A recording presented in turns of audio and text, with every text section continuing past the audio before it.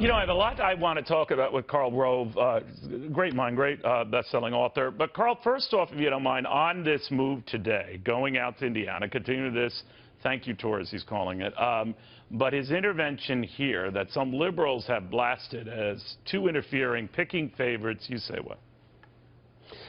Well, fortune favors the audacious, and he made this the carrier decision an issue during the campaign, and then talked to the carrier leadership, and they found a way to keep the jobs. And so what greater symbolism about what's to come than him going to Indianapolis, then having a big rally in Ohio, and then going to Iowa, and the message is he's already saving jobs. So symbolism matters, particularly here at the beginning.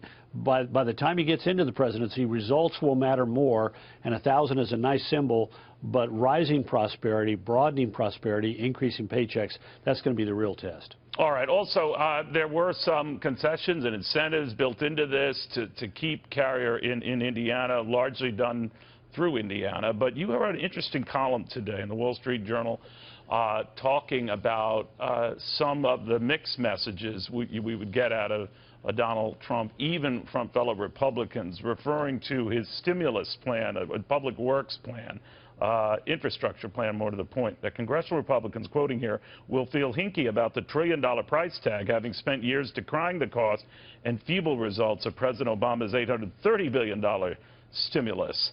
Especially true given the vote coming next March on raising the debt ceiling. I thought about that and how he has to spin that. He says, I'm going to pay for that by getting money back here that's held offshore.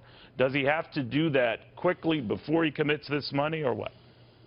Well, they're going to have to, he said during the campaign it was going to be deficit neutral, which means if he wants $1 trillion worth of spending on infrastructure, he's going to have to find places to either cut elsewhere or generate revenue. And as I put in my piece, you know, there are ways to fund some of this infrastructure by having a smaller tax rate on repatriated foreign earnings as you move to hopefully a territorial system where we no longer tax the foreign profits of U.S. companies twice.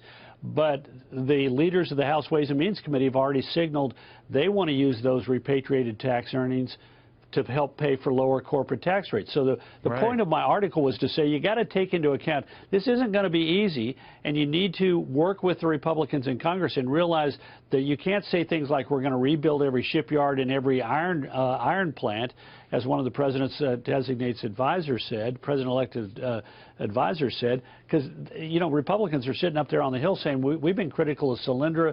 Do we really want to rebuild? And, you know, anybody want to have their iron plant or their shipyard rebuilt? We'll be happy to do it.